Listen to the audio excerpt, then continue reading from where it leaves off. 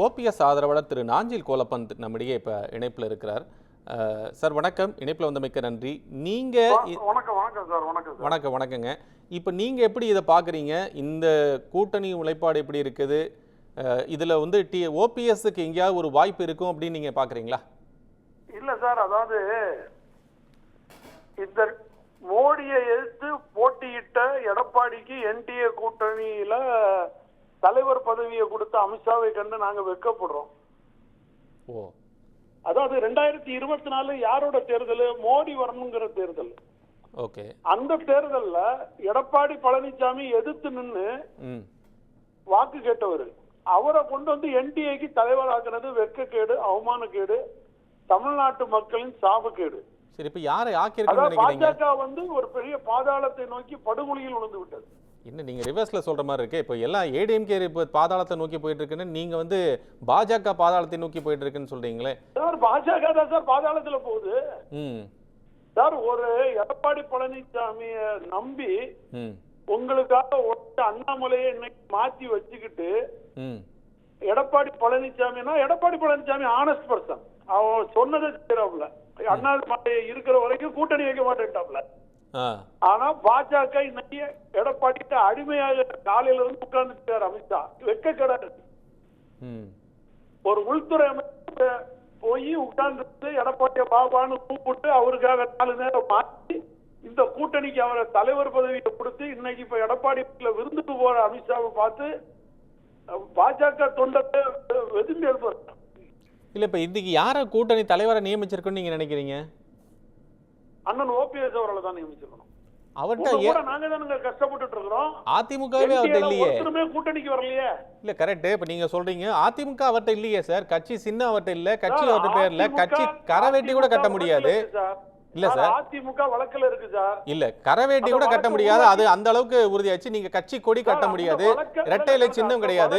பொதுக்குழு உறுப்பினர்கள் இல்ல, செயற்குழு உறுப்பினர்கள் இல்ல. எந்த அடிப்படையில் சொன்னீங்க? இப்ப டிசம்பர் மாசம் புதுசா வழக்க உருவாக்கி வச்சது, பிரிச்சு வச்சதே பாஜக தானே சார். ஈரோடு கிழக்கு தொகுதியில நீங்க கொடுங்க, எடப்பாடி எல்லாம் சாதிச்சு காட்டிடுவாருன்னு சொல்லி அண்ணாமலை, சிடி ரவி எல்லாம் வந்து அண்ணன் ஓபிஎஸ் அவர்களை வந்து வாபஸ் வச்சு சின்னத்தை கொடுத்தாங்க. 2024 எடப்பாடி பழனிசாமி ஜெயிச்சுட்டா நமக்கு சாதகமா வருவாரு சொல்லி ரெட்டையில சின்னத்தை கொடுக்க வச்சுட்டு அண்ணனுக்கு பலாப்பழத்தை கையில கொடுத்தாங்க. சரி, இப்போ தேர்தல் நேரத்துல உட்கார்ந்து இருந்து ஓபிஎஸ் அண்ணன் ஓபிஎஸ் அண்ணன்ட்டையும் டிடிவி அண்ணன்ட்டையும் உட்கார்ந்து இருந்து பேசி அந்த நேரத்துல முடிவெடுக்கிறோம் சொல்ல அமித்ஷாவை நான் எப்படி நம்ப முடியும்? நாளைக்கு இன்னும் ஒரு பலாப்பழத்தை தூக்கிட்டு நீங்க போங்கன்னு சொல்லுவாரா அமித்ஷா?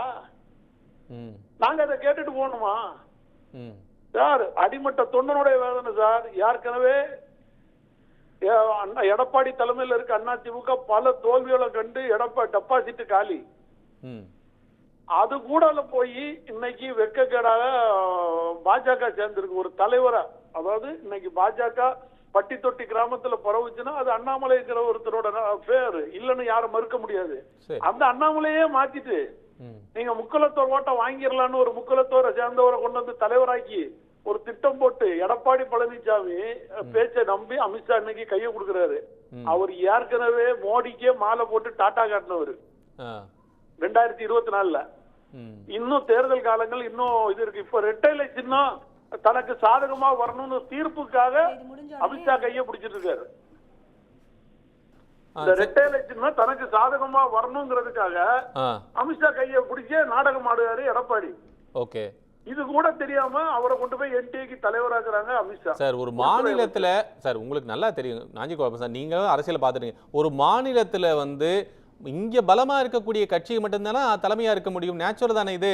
இது எந்த விதத்துல சார் எந்த கட்சி பலமா இருக்கு சொல்லுங்க? அதிமுக 20-25% வாக்கு வங்கி வச்சிருக்கு சார். அது எங்க நீங்க மறுக்க முடியுமா? 25% சும்மா போய் சொல்ல மாதிரி சொல்லாங்க சார். இப்படி சொல்லாங்க. 234 தொகுதியில 8 சட்டமன்றம் தானே சார் ஜெயிச்சிருக்கு. சரி, 224ல தனிப்பட்ட முறையில எடப்பாடி பழனிசாமி முகத்தை பார்த்து ஓட்டு போட்டது அது என்டிஏ இது எஸ்டிபிஏ கூட்டணி, தேமுதிமுக கூட்டணி, விஜயகாந்தோட மறைவு இதெல்லாம் ஆதரவு ஓட்டெல்லாம் கிடைச்சு 8 சட்டமன்ற தொகுதி தான் வெற்றி பெற்றிருக்காரு எடப்பாடி பழனிசாமி. அது எங்க ஆளுமைன்னு சொல்றீங்க? அண்ணன் ஒரே ஒரு ஒத்த பலாப்பழத்தை தூக்கிக்கிட்டு அவர் 3.5 லட்சம் ஓட்டை வாங்கிட்டாரு ஒரே தொகுதியில. நீங்க எங்க வாங்குனீங்க? எல்லா இடமும் 35,000 43,000 ஓட்டு, 1.5 லட்சம் ஓட்டு, ஓட்டு கணக்கு லிஸ்ட் போட்டு பாருங்க. பாஜக நாம் தமிழர் கட்சிக்கு கீழே போயிட்டேங்க சார். என்ன 7 எப்படி நீங்க பெரிய பெரும்பான்மையான கட்சின்னு சொல்லி எடப்பாடி தலைமையில் இருக்கிற கட்சி அங்கே செங்கோட்டையன் ஒரு பக்கம் பிரிஞ்சு ஓடிட்டு இருக்காரு. இப்ப ஜெயக்குமார் ஒரு பக்கம் பிரிஞ்சு போயிருவாங்க. பாஜக வேண்டாம்னு சொல்றவங்க எல்லாம் என்ன நிலைமையில இருப்பாங்க? Okay okay sir. ஓகே, இனிமேல் தானே சார், அதாவது இனிமேல் தான் அதிமுக 4-5 பிரிவு ஆக போகுது. எடப்பாடி கிட்டே உள்ள ஆக போறதே எடப்பாடி தான். ஆனா எடப்பாடி சொன்னது செய்யறாரு. ஓகே, இல்ல சார் இது என்ன சொல்றாரு? பாஜக அண்ணாமலை இல்லாம தான் நான் கூட்டணி வைப்பேன். அண்ணாமலையை தூக்குனாரு, கூட்டணி வைக்கிறாரு. ஓகே, அண்ணாமலை சொன்னதையும் செஞ்சுட்டாரு. நான் அதிமுக கூட கூட்டணி வச்சா நான் விலகி போயிருவேன்ட்டாரு. அவரு விலகி போயிட்டாரு. ஓகே, இப்ப இதுல மாற்று இருக்கிறது தேசிய கட்சியான அமித்ஷா தான் இன்னைக்கு இந்த சூதுவாதம் தெரியாம மாட்டிருக்காரு. இப்போ ஓபிஎஸ் அவர்களுடைய ஸ்டாண்ட் என்னவா இருக்கும்? இப்போ என்டிஏல கூப்பிட்டு ஒரு ஆப்ஷன் இருக்கு அப்படின்னு சொன்னா நீங்க போறதுக்கு வாய்ப்பு இருக்கா? என்னுடைய கருத்து என்னன்னா, அமித்ஷா டெல்லி செல்வதற்கு முன்னாடி அண்ணன் ஓபிஎஸ் அவர்கள் என்டிஏ கூட்டணியில இருந்து விலகிறேன்னு அறிக்கை விடணும். அதுதான் ஓபிஎஸ் அண்ணன் அவரை நம்பி இருக்கிற கட்சி தொண்டர்களுக்கு அவர் கொடுக்கிற ஒரு பெரிய வெற்றி.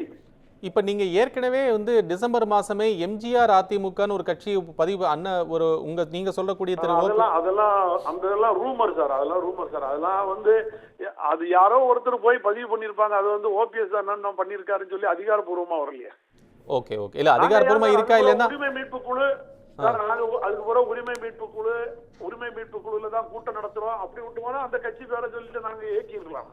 ஓகே ஓகே, அதையா நாங்க மறைச்சிக்க வேண்டியது? அது தொண்ட ஒரு ஆசையில போய் பண்ணிருப்பாயா? அவங்க நடத்துற நமதம்மா பத்திரிகையை எங்க கூடால இருந்தவர் தான் அந்த பத்திரிகையை வச்சிருக்காரு. கடைசியில கட்சி இணையும் போது அண்ணன் தான் கொடுத்தாரு நமதம்மா பத்திரிகைய. அதை இன்னைக்கு சந்திரசேகர் தலைமையில போய் இன்னைக்கு அவரு கட்சி அந்த இதை விட்டு விலகி போயிட்டாரு. எஸ்பி வேலுமணி கண்ட்ரோல்ல எடுத்துக்கிட்டாங்க. அது மாதிரி ஒரு கட்சிக்காரன் போய் பதிவு பண்ணி வச்சிருப்பான். எம்ஜிஆர் டிவி பண்றது அது மாதிரி கட்சியை பதிவு பண்ணி வச்சிருப்பான். சரி, பொறுத்திருந்து பார்க்கலாம் சார் எப்படி இருக்க போகுது அப்படின்னு. நீங்க இவ்வளவு நேரம் 2026 அண்ணன் ஓபிஎஸ் அவர்கள் இல்லாமல் அரசியல் களம் அல்ல. இன்னொரு 8 மாசம் தான் சார் இருக்கு நாஞ்சில் குழப்பம் சார். நீங்களும் பார்க்க தான் போறீங்க, நானும் பார்க்க தான் போறேன். அதுதான் சொல்றேன் சார், அண்ணன் ஓபிஎஸ் அவர்கள் இல்லாமல் அரசியல் களம் இருக்காதுங்கிறது சொல்றேன். ரைட் ரைட், நன்றி நன்றி கோலப்பன் சார். இணைப்பில் உங்களுடைய கருத்தை பகிர்ந்துக்கிட்டு மிக்க நன்றி.